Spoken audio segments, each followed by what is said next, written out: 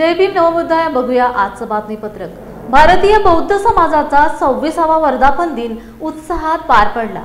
कोल्हापुरातील जय पॅलेस सांस्कृतिक हॉलमध्ये झालेल्या कार्यक्रमात संयोजक रंगराव पांडे, भंते यश कासेपायन, भंते गोविंदो मारदो यांच्या हस्ते शाक्यवीर सुधीर पवार यांच्या स्मृतीप्रित्यर्थ नाशिकचे सागर कांबळे, यानंतर उद्योजक दीपक भोसले, वसुंधरा मदाळे, अशोक साळुंखे, सागर कांबळे यांना धम्मधर तसेच मांगूर येथील अशोक विहाराला भंते धम्मानंद पुरस्काराने सन्मानित करण्यात आले। प्रास्ताविक मोहन गोखले यांनी केले। नवबुद्धाय जय भीम। मी रंगराव पांडे, अध्यक्ष भारतीय बौद्ध समाज कोल्हापूर। आज भारतीय बौद्ध समाज या संस्थेचा 26वा वर्धापन दिन सकाळपासून अतिशय उत्साहात साजरा झाला। कोल्हापूर जिल्हा आणि त्याबाहेरून सुद्धा जवळपास 700-800 लोक या कार्यक्रमात सामील झाली होती।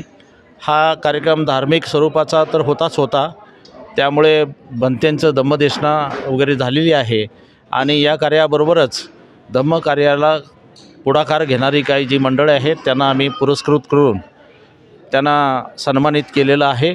आणि या पुरस्कारामुळं एकूणच कोल्हापूर जिल्ह्यामध्ये आतापर्यंत खूप मोठी धार्मिक चळवळ उभा राहण्यास मदत झालेली आहे आणि या अशा प्रकारच्या कार्यक्रमामुळे खूप मोठ्या प्रमाणावर त्यात वाढ होणार आहे। लोकांचं धम्माचरण वाढणार आहे आणि बुद्धांना अपेक्षित जे काही बाबासाहेबांना अपेक्षित बुद्ध धम्माचं आचरण अपेक्षित आहे ते वाढण्यास मदत होणार आहे। गेल्या 7 ते 8 वर्षापासून बोधिसत्व या चॅनलच्या माध्यमातून संपूर्ण देशभरामधले प्रियदर्शी चक्रवर्ती सम्राट अशोक यांनी निर्माण केलेले प्राचीन बौद्ध स्तूप, स्मारक, विहार, लेण्या शोधण्याचं काम करीत आहे आणि या कार्याला कुठेतरी सन्मान देण्यासाठी भारतीय बौद्ध समाज कोल्हापूर यांच्या वतीने जो आज धम्मधर जो पुरस्कार जो आहे, शाक्यवीर जो पुरस्कार जो आहे तो पुरस्कार देऊन सन्मानित केला गेला आहे। आणि या ठिकाणी मला आनंद होत आहे हा सत्कार स्वीकारताना, कारण की ज्यांच्या नावाने हा पुरस्कार दिला जातो आहे त्यांचे देखील खूप महान कार्य जे आहेत, खूप जे सत्कर्म जे आहेत त्यांच्या हातून देखील घडले आहेत। तर हा जो पुरस्कार आहे मला पुढील वाटचालीसाठी प्रेरणा देत राहील आणि या ठिकाणी मी भारतीय बौद्ध समाज कोल्हापूर यांचे खूप खूप आभार व्यक्त करतो। जय भीम नमोबुद्धाय। मी धम्ममित्र सागर कांबळे, सादळे मादळे, तालुका करवीर, जिल्हा कोल्हापूर। आज भारतीय बौद्ध समाज या संस्थेच्या वतीनं धम्मधर पुरस्कार हा मिळालेला आहे। हा पुरस्कार धम्म प्रचार आणि प्रसाराचं काम करणाऱ्या अनेक उमद्या तरुणांच्यासाठी हा पुरस्कार दिला जातो। हा पुरस्कार हा माझ्या जीवनासाठी अत्यंत महत्त्वाचा असल्यागत मला फील होत आहे। आज धम्मधर म्हणून हा पुरस्कार जाहीर होत आहे आणि तो मला मिळालेला आहे, त्याबद्दल मी भारतीय बौद्ध महासमाज यांच्या विश्वस्तांचं खूप खूप आभार मानतो। येणाऱ्या काळामध्ये ज्या पद्धतीनं बौद्ध धर्माचा प्रसार आणि प्रसार करत आहे त्याच्या अधिक पटीनं येणाऱ्या भविष्य काळामध्ये अत्यंत चांगल्या पद्धतीनं काम करत राहीन आणि हा पुरस्कार मी तमाम मला जी मदत करणारी, जी कल्याण मित्र देणारी जे धम्मबंधू आहेत त्या सर्वांना मी अर्पण करत आहे। आज या ठिकाणी भारतीय बौद्ध समाज या संघटनेच्या वतीनं मला या ठिकाणी पुरस्कार देण्यात आला।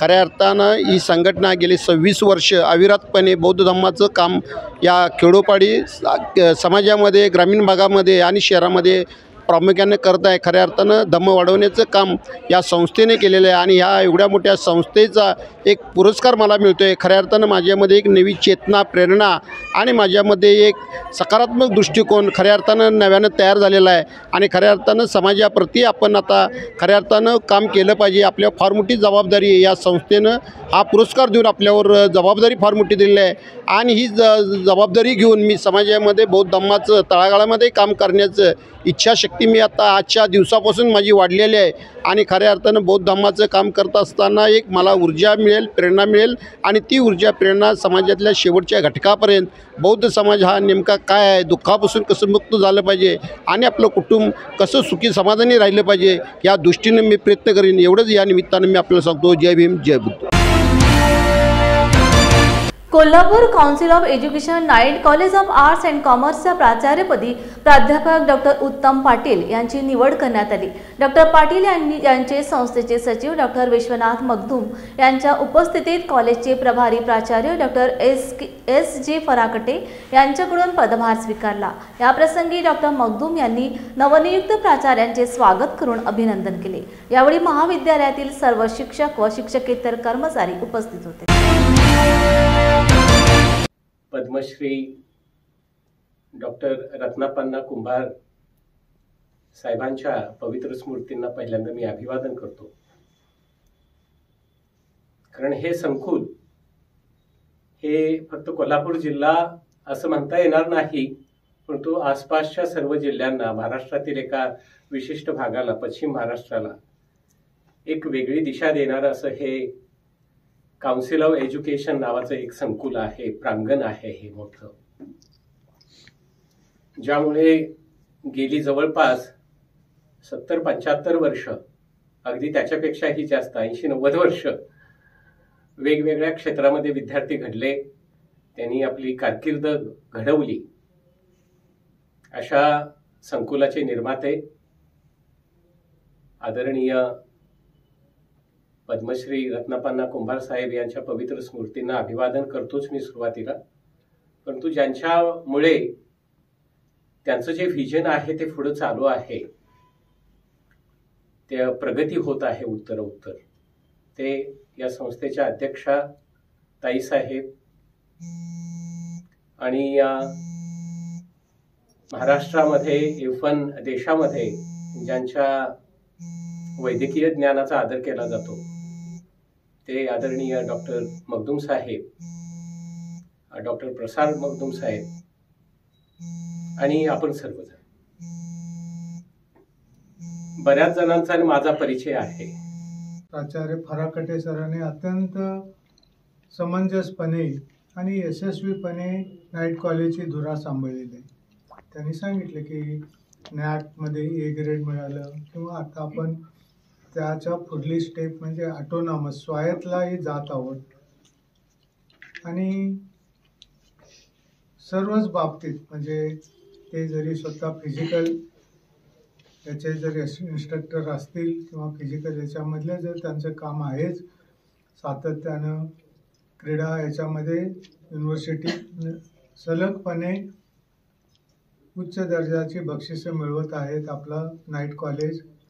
त्याचबरोबर इतर सुद्धा सर्वांना बरोबर घेऊन आपण आता सरांनी सांगितले की नाईट कॉलेजच्या समस्या वेगळ्या आहेत आणि ह्या समस्या आपण समजून त्याच्यातून मार्ग काढायचा आहे आणि त्यांनी अत्यंत चांगल्या प्रकारे निष्ठेने सर्वांना बरोबर घेऊन, हे महत्त्वाचं असतं। प्राचार्य पदाची धुरा म्हटल्यानंतर एक व्यक्ती काही करू शकत नाही, आपण सर्वांना बरोबर घेऊन सर्वांच्या मध्ये जे काही उत्तम आहे त्याला जास्तीत जास्त वाव देऊन आपण आपलं जे इप्सित आहे संस्थेला अजून उच्चतम पातळीवर नेणे आणि त्या संस्थेचे म्हणजे सर्वांगीण विद्यार्थ्यांचा विकास करणे, हे फराकटे सरांनी अत्यंत छानपणे केलेले आहे। अत्यंत नम्रपणे, डिव्होशनल आणि कुठल्याही प्रकारच्या कॉन्ट्रोवर्सी किंवा कुठलाही वादविवाद किंवा कुठलाही मतभेद हे टाळून, कारण का ॲडमिनिस्ट्रेटिव्ह पोस्टमध्ये असतात ईव्हीएम मशीन हटवून बॅलेट पेपरवर निवडणुका घेण्यात याव्यात आणि ईव्हीएम मशीन हटवण्यासाठी ठोस उपाययोजना कराव्यात यावर विचार मंथन करण्यासाठी राष्ट्रीय संविधान बचाव अभियानाच्या वतीने नांदेड येथे अभियानाचे अध्यक्ष प्राध्यापक देवीदास इंगळे यांच्या अध्यक्षतेखाली महत्त्वपूर्ण बैठक घेण्यात आली। बैठकीत ईव्हीएम संदर्भात जनजागृती, धरणे आंदोलन, मोर्चे, बेमुदत साखळी उपोषण, जिल्ह्यातील प्रत्येक जिल्हाधिकारी व तहसीलदारांना निवेदन देणे आदी कार्यक्रम राबवून ईव्हीएम हटवण्यासाठी व पुढील दिशा ठरवण्यासाठी ह्या बैठकीत ठरले असून सदरील बैठकीत सत्यशोधक प्रतिष्ठानचे अध्यक्ष दत्ता तुमवाड, डॉक्टर श्रावण रॅपनवाड, वंचितचे दिलीप राठोड, भारतमुक्ती मोर्चाचे अशोक सदावर्ते यांच्यासह अनेक विविध संघटनेचे पदाधिकारी व कार्यकर्ते उपस्थित होते। आज दिनांक 1 डिसेंबर 2024 रोजी आम्ही ईव्हीएम हटाव लोकशाही बचाव या मोहिमेअंतर्गत आम्ही बैठक आयोजित केलेली आहे. या बैठकीचा उद्देश असा आहे की म्हणजे देशामध्ये EVMच्या संदर्भाने जनता आवाज उठवते आहे, पण निवडणूक आयोग असेल, केंद्र सरकार असेल किंवा राज्य शासन असेल, हे कुठले म्हणजे जनतेच्या समस्येला जुमानत नाही आणि यावरती कुठलाही विचार न करता ते EVM रेटून निवडणुका घेते. आत्ताच झालेल्या विधानसभा निवडणुका 2024च्या या निवडणुकांमध्ये निकाल जनतेचा कौल वेगळा होता आणि निकाल वेगळा लागेल असं वाटलं होतं की म्हणजे दोघांनाही समसमान सीट येतील असं, परंतु एकतर्फी निर्णय लागला. याची कारणं आपल्याला सांगता येतील. EVM बंद पाडणे किंवा EVMमध्ये बिघाड, EVMच्या संदर्भाने मध्ये गडबडी करणे, घोटाळा करणे किंवा या संदर्भाने निकालाच्या बाबतीत विशेष सांगायचं झालं तर रात्री 11:30पर्यंत जो निकाल लागला होता त्याच्याही पलीकडे जाऊन जवळपास 8% मतदान जास्तीचं झालं. 8% मतदान म्हणजे ही ऐतिहासिक बाब आहे आणि या बाबीमुळं घोटाळा झाला आहे हे म्हणजे EVMमध्ये घोटाळा झाला आहे हे तर नक्कीच आहे. त्या संदर्भाने जनता रस्त्यावर येत आहे आणि पूर्ण विरोधी पक्ष एक होऊन EVMच्या विरोधात आवाज उठवून म्हणजे देशामध्ये लोकशाही असताना सर्वोच्च न्यायालयसुद्धा या गोष्टीला पुष्टी देत आहे की निवडणूक आयोगाचीच बाजू घेत आहे, केंद्र सरकारची बाजू घेत आहे. हे सुद्धा एक आपल्या लोकशाहीसाठी घातक आहे, संविधानासाठी घातक आहे. तर यावरती गांभीर्यानं विचार व्हायलाच पाहिजे, अन्यथा जनता रस्त्यावर येऊन झालेल्या नुकसानीस पूर्णतः शासन जबाबदार असेल. आज या ठिकाणी विविध सामाजिक संघटनांची आपण या ठिकाणी बैठक आयोजित केलेली आहे. विशेष म्हणजे कालचे जे निवडणूक झाली त्या निवडणुकीमध्ये जे मशीन आहेत त्यामध्ये बऱ्याच काही शंका निर्माण झालेल्या आहेत आणि त्यातूनच आज आम्ही या ठिकाणी ही बैठक लावलेली आहे. आणि आमचं सांगणं आहे की EVM हटाव आणि बॅलेट पेपर लाव, अशी आमची मागणी आहे आणि लोकशाही बचाव या अनुषंगानं ही बैठक आहे. या बैठकीमध्ये पुढची जी दिशा आहे ती या ठिकाणी ठरणार आहे आणि कृती कार्यक्रम या ठिकाणी ठरणार आहे. आज आम्ही या सायन्स कॉलेजच्या वसतिगृहामध्ये अनेक कार्यकर्ते मिळून एक बैठक घेत आहोत. याचा उद्देश असा आहे की परवा ज्या निवडणुका झाल्या त्या निवडणुका पारदर्शक झाल्या नाहीत असं आम्हाला दिसून आलेलं आहे आणि भारतीय संविधानानुसार निवडणुका ह्या निर्भयपणे आणि पारदर्शकपणे व्हायला पाहिजेत. पण तसं होत असताना बऱ्याच निवडणुकामध्ये दिसत आहे. काही निवडणुकामध्ये होते पण काही निवडणुकामध्ये पारदर्शक निवडणुका होत नाहीत.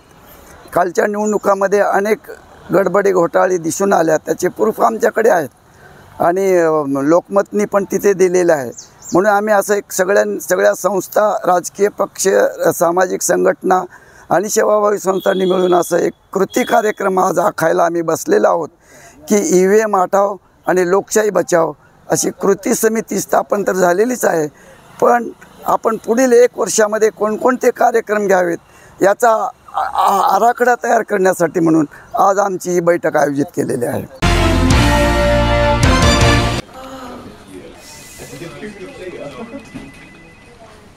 बॉस ने मीटिंग बुलाई. क्या यार, आदमी की तकलीफ को तो समझो.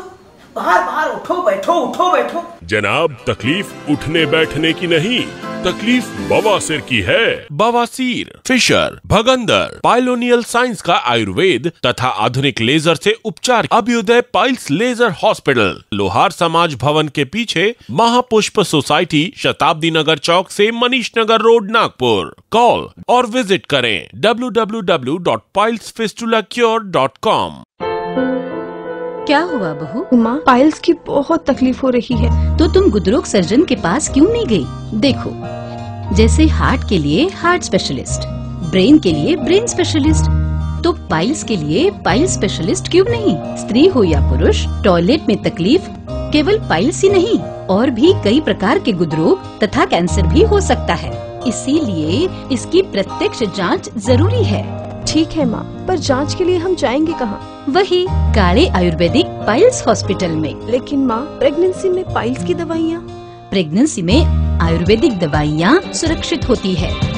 जनहित में जारी। काळे आयुर्वेदिक पाइल्स हॉस्पिटल, औषधि चिकित्सा तथा सर्जरी ट्रीटमेंट उपलब्ध। हमारा पता उमरेड रोड, दिघौरी बस स्टॉप के पास, नागपुर। अधिक जानकारी के लिए वेबसाइट पर जाएं kalepailshospital.com।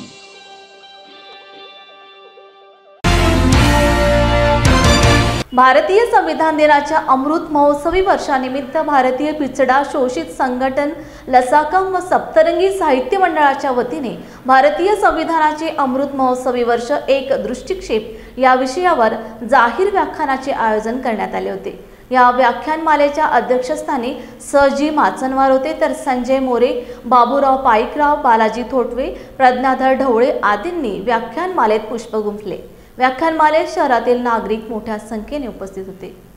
संविधानाच्या 75 निमित्त संविधानाचा जागर आपल्या सर्वांनी केला पाहिजे आणि भारतीय संविधान तळागाळापर्यंत संविधानाचे विचार आपण पोचवून संविधान साक्षर करणं, या देशातल्या सगळ्या नागरिकांना संविधान साक्षर करणं गरजेचं आहे। म्हणून मी गझलकार चंद्रकांत कदम सन्मित्र, माझ्या गझलेचा मला एक शेर आठवतो। प्रत्येक वाक्य माझे न्याया समान आहे, प्रत्येक वाक्य माझे न्याया समान आहे, श्वासात भीम माझ्या मी संविधान आहे। प्रत्येक वाक्य माझे न्याया समान आहे, श्वासात भीम माझ्या मी संविधान आहे। बंधुत्व न्याय समता माणुसकी शिकवते, बंधुत्व न्याय समता माणुसकी शिकवते। माझ्या तुझ्याहूनही घटना महान आहे, श्वासात भीम माझ्या मी संविधान आहे। जय भीम, जय संविधान, जय भारत। आणि या ठिकाणी आज प्रज्ञाधर ढवळे, बालाजी थोटवे आणि आम्ही मिळून जे एक भारतीय पिचडा शोषित संघटन, सप्तरंगी साहित्य मंडळ आणि लसकामा या 3 संघटनेच्या वतीनं येणाऱ्या एक पूर्ण या वर्षामध्ये, कारण भारतीय संविधानाचे आपण ॲक्सेप्ट करून 75 वर्ष पूर्ण झालेली आहेत, तर या 75व्या वर्षामध्ये आम्ही या ठिकाणी लोकांना संविधान जागृती करण्याची भूमिका घेतलेली आहे।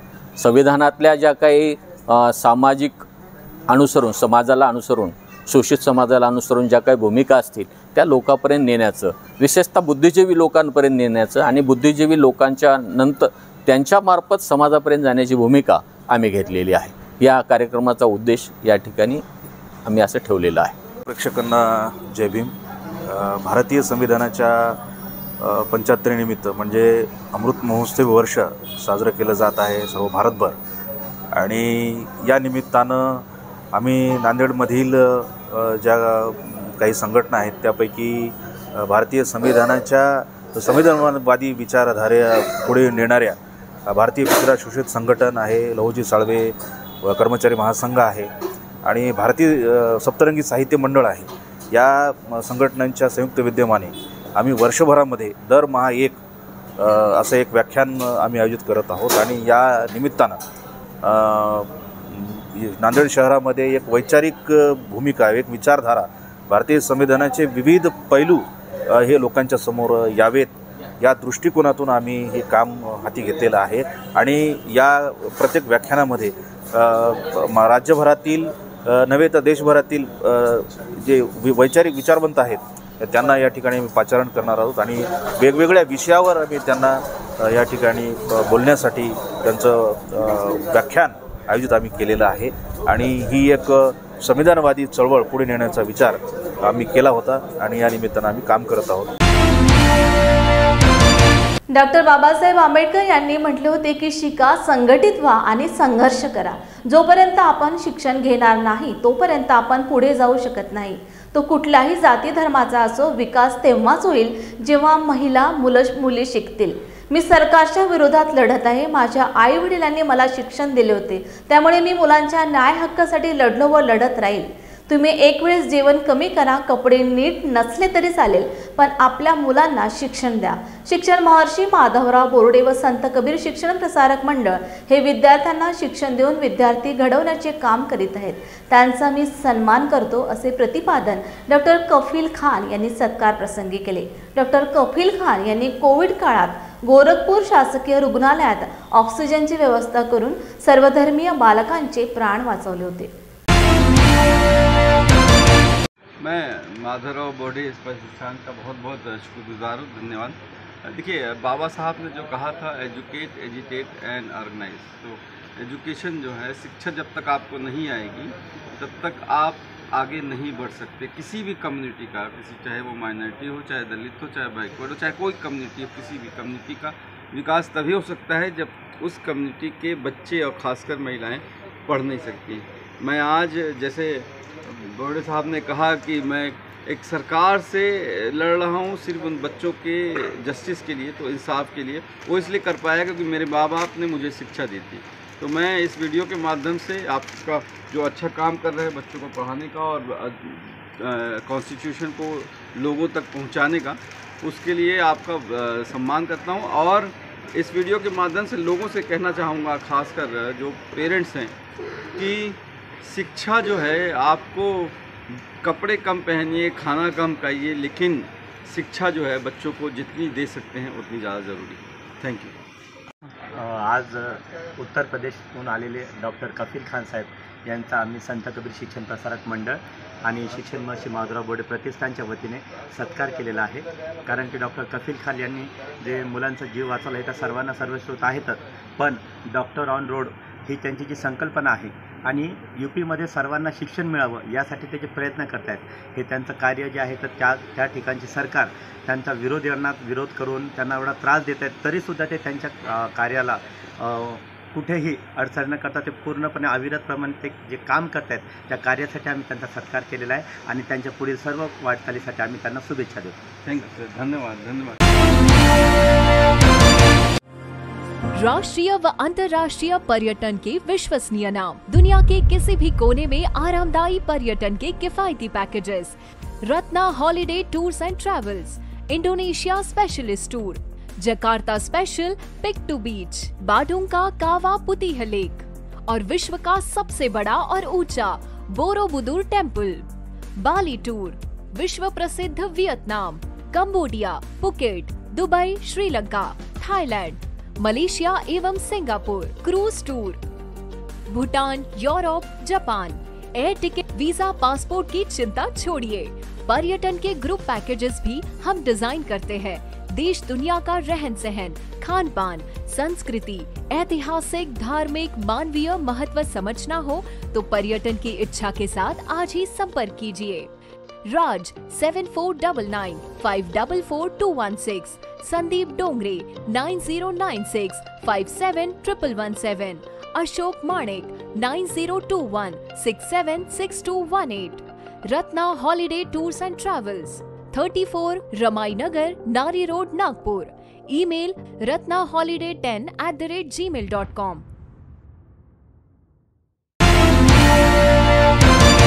भारतीय बौद्ध महासभा नांदेड उत्तरच्या वतीने येत्या 6 डिसेंबर रोजी डॉक्टर बाबासाहेब आंबेडकर यांच्या महापरिनिर्वाण दिनानिमित्त भीमस्मृती ज्ञान स्पर्धा व 12 डिसेंबर रोजी सूर्यपुत्र भैयासाहेब आंबेडकर यांच्या जयंतीनिमित्त वृद्धांसाठी चालण्याची स्पर्धा आयोजित करण्यात आली असून या स्पर्धेत जास्तीत जास्त स्पर्धकांनी सहभाग नोंदवावा असे आवाहन नांदेड उत्तरचे जिल्हा सरचिटणीस रवी किरण जोंधळे यांनी केले आहे। नमो बुद्धाय, जय भीम। मी रवी किरण जोंधळे, भारतीय बौद्ध महासभा जिल्हा सरचिटणीस उत्तर नांदेडचा आहे आणि गेल्या जवळजवळ 25 वर्षापासून मी भारतीय बौद्ध महासभेमध्ये कार्य करत आहे आणि सध्या आपले उद्धारकर्ते परमपूज्य डॉक्टर बाबासाहेब आंबेडकर यांचा महापरिनिर्वाण दिन आहे आणि तसेच उद्धारकर्त्याचे चिरंजीव कालवश यशवंतराव उर्फ भैयासाहेब आंबेडकर यांची जयंतीचा पर्वकाळ असल्यामुळे आम्ही अनेक कार्यक्रमांची योजना केलेली आहे। त्यामध्ये पहिल्यांदा 6 डिसेंबर महापरिनिर्वाण दिनानिमित्त भीमस्मृती ज्ञान स्पर्धा राज्यभर भारतीय बौद्ध महासभेतर्फे आम्ही आयोजित केलेली आहे आणि नंतर 12 डिसेंबर कालवश भैयासाहेब आंबेडकर यांच्या जयंतीनिमित्त वृद्धांची चालण्याची स्पर्धा आम्ही गेल्या 15 वर्षापासून आयोजित करतो आणि याही वर्षी ही स्पर्धा आम्ही आयोजित केलेली आहे आणि आपल्या बौद्ध धर्माचा प्रचार प्रसार व्हावा हा दृष्टिकोन ठेवून आम्ही अशा ह्या स्पर्धा आयोजित करतो। मी सर्व वृद्धांना विनंती करतो की या स्पर्धेमध्ये सहभाग घेऊन आम्हाला सहकार्य करावं। स्पर्धा होणार आहे 12 तारखेला सकाळी 6 वाजता। कुठून कुठपर्यंत असणार आहे? महात्मा फुले ते डॉक्टर बाबासाहेब आंबेडकर पुतळा अशी ही स्पर्धा राहील। भारतरत्न डॉक्टर बाबासाहेब आंबेडकर यांच्या महापरिनिर्वाण दिनानिमित्त 6 डिसेंबरला होणारी प्रचंड गर्दी लक्षात घेऊन मध्य रेल्वेने निवडक प्रमुख स्थानकांवर प्लॅटफॉर्म तिकीट विक्री तात्पुरती बंद ठेवण्याचा निर्णय घेतला आहे। 9 डिसेंबरपर्यंत ही बंदी लागू राहणार आहे। डॉक्टर बाबासाहेब आंबेडकरांना अभिवादन करण्यासाठी देशभरातून येणाऱ्या अनुयायांची गैरसोय टाळून प्लॅटफॉर्मवरील गर्दीवर नियंत्रण ठेवणे आणि स्थानक परिसरात प्रवाशांच्या सुरक्षिततेच्या दृष्टीने हा निर्णय घेण्यात आला असल्याचे रेल्वेने सांगितले। प्रवास सुलभ व्हावा यासाठी ज्येष्ठ नागरिक आणि वैद्यकीय गरजा असलेल्यांना या निर्बंधामधून सूट देण्यात आली आहे। जय भीम इंडियाच्या बातमीपत्र वेळ झाली इथेच थांबण्याची। पुन्हा भेटूया ताजा घडामोडी घेऊन। जय भीम। आप देख रहे हैं लॉर्ड बुद्धा टीवी।